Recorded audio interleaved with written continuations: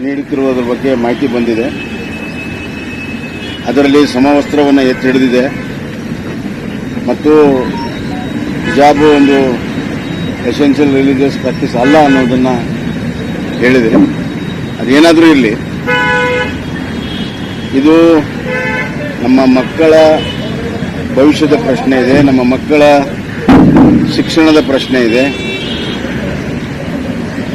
ಮಕ್ಕಳಿಗೆ ವಿದ್ಯೆಗಿಂತ ಮುಖ್ಯ ಮತ್ತೊಂದು ಯಾವುದೂ ಇಲ್ಲ.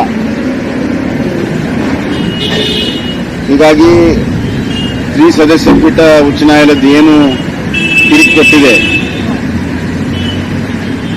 ನಾವೆಲ್ಲರೂ ಕೂಡ ಇದನ್ನು ಪಾಲಿಸಬೇಕು. ಇದನ್ನು ನಾವು ಅನುಷ್ಠಾನಗೊಳಿಸುವಂತಹ ಸಂದರ್ಭದಲ್ಲಿ ಎಲ್ಲರೂ ಕೂಡ ಸಹಕಾರವನ್ನು ಮಾಡಬೇಕು, ಶಾಂತಿಯನ್ನು ಕಾಪಾಡಬೇಕು. ಸಮಾಜದಲ್ಲಿ ಶಾಂತಿ ಸುವ್ಯವಸ್ಥೆ ಇರುವಂಥದ್ದು ಬಹಳ ಮುಖ್ಯ.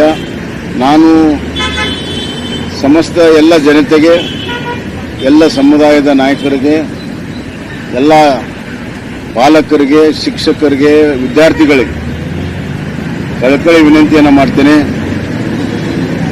ಈ ಒಂದು ತೀರ್ಪಿನ ನಂತರ ನಾವೆಲ್ಲರೂ ಒಪ್ಪಿಕೊಂಡು ಶಾಂತಿ ಸುವ್ಯವಸ್ಥೆಯನ್ನು ಕಾಪಾಡಿ ಏನು ತೀರ್ಪಿನ ಅನ್ವಯ ಬರುವಂತಹ ದಿನಗಳಲ್ಲಿ ನಮ್ಮ ಎಜುಕೇಷನನ್ನು, ನಮ್ಮ ಶಿಕ್ಷಣವನ್ನು ಮಕ್ಕಳಿಗೆ ಕೊಡೋದಕ್ಕೆ ಎಲ್ಲರೂ ಕೂಡ ಇದರಲ್ಲಿ ಸಹಕಾರ ಮಾಡಬೇಕು ಅನ್ನುವಂಥ ಕಳಕಳಿ ವಿನಂತಿ ನಾನು ಮಾಡ್ತೀನಿ. So a lot of students made boycott also in April for their exams. Last time you saw people boycotting. Would you request them to not boycott, sir, and follow the High Court order? Would you request them? ಎಲ್ಲ ವಿದ್ಯಾರ್ಥಿಗಳಿಗೆ ವಿಶೇಷವಾಗಿ high court ಆಜ್ಞೆಯನ್ನು ಪಾಲನೆ ಮಾಡಿ. ನಿಮ್ಮ ಶಿಕ್ಷಣ ಬಹಳ ಮುಖ್ಯ.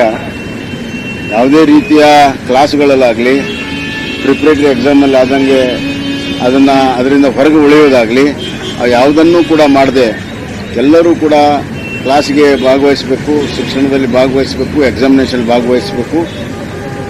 ನಿಮ್ಮ ಭವಿಷ್ಯಗಳನ್ನು ಉತ್ತಮ ರೀತಿಯಲ್ಲಿ ನಿರ್ವಹಿಸಲು ನಾವೆಲ್ಲರೂ ಕೂಡ ಚಿಂತನೆಯನ್ನು ಮಾಡಬೇಕು ಮತ್ತು ಆ ಥರ ಮಾಡಬೇಕನ್ನುವಂಥ ಕಳಕಳಿ ವಿನಂತಿ ಕೂಡ ನಾನು ಅಲ್ಲ ಪ್ರಿಪರೇಟರಿ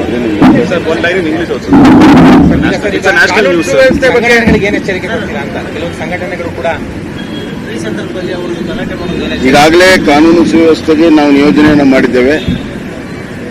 ಹೈಕೋರ್ಟ್ ತೀರ್ಪು ಬಂದ ಮೇಲೆ ಒಂದು ಮಟ್ಟಕ್ಕೆ ಇತ್ಯರ್ಥ ಆಗಿದ್ದರಿಂದ ಎಲ್ಲರೂ ಒಪ್ಕೋಬೇಕು. ಇದರ ವ್ಯತಿರಿಕ್ತವಾಗಿ ಕಾನೂನು ಸುವ್ಯವಸ್ಥೆ ಕೈಗೆ ತೆಗೆದುಕೊಂಡ್ರೆ ನಮ್ಮ ಗೃಹ ಇಲಾಖೆ ಅದಕ್ಕೆ ತಕ್ಕವಾದಂಥ ಕಠಿಣವಾದಂಥ ಕ್ರಮವನ್ನು ತೆಗೆದುಕೊಂಡು.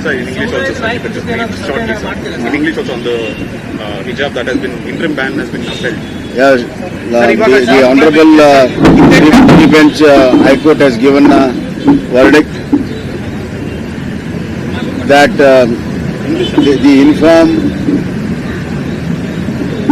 order by the government has been upheld, and they have mentioned that hijab is not an essential practice of religion. Therefore, I request everybody in the society. ಸರ್ಕಾರ ಈಗಾಗಲೇ ಆದೇಶವನ್ನು ನೀಡಿದೆ. ಧಾರ್ಮಿಕ ಉಡುಪುಗಳನ್ನು